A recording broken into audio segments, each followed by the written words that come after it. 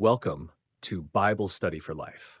Today we explore Matthew 10, 1 to 42, where Jesus calls and instructs his 12 disciples for their mission. Stay with us as we break down this powerful chapter with visuals and explanations. Jesus called his 12 disciples to him and gave them authority to drive out impure spirits and to heal every disease and sickness. Wow! Imagine the power and responsibility Jesus entrusted to his disciples. He didn't just send them out to preach, he empowered them to demonstrate God's kingdom with miraculous signs. This is incredible. The gospel isn't just words, it's backed by the undeniable power of God. These are the names of the 12 apostles. First, Simon, who is called Peter, and his brother Andrew, James, son of Zebedee, and his brother John. Matthew 10. Isn't it amazing? Each disciple had a unique background: fishermen, tax collectors, ordinary people, yet Jesus chose them to spread his message.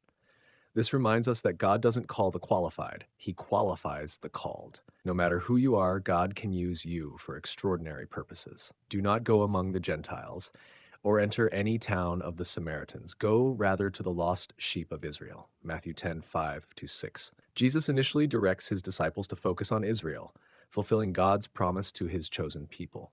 This wasn't about exclusion. It was about starting where the promise began before extending the message of salvation to the entire world. I am sending you out like sheep among wolves. Therefore, be as shrewd as snakes and as innocent as doves. Jesus knew his followers would face opposition.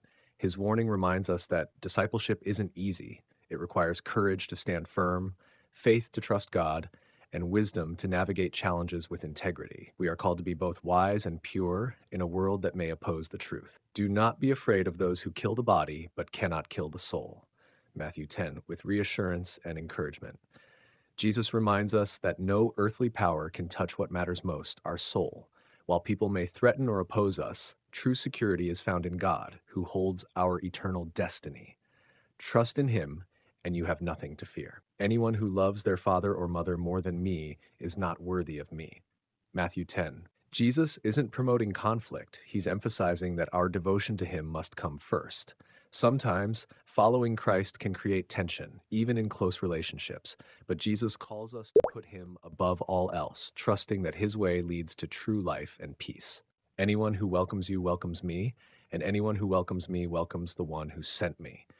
Jesus reminds us that even small acts of kindness carry great significance. When we show hospitality, serve others, or offer something as simple as a cup of water, God sees it. God sees it, and he rewards it. Every act of love reflects his presence. Matthew 10 reminds us that discipleship is a serious calling. It requires faith, courage, and sacrifice. Are you ready to follow Jesus?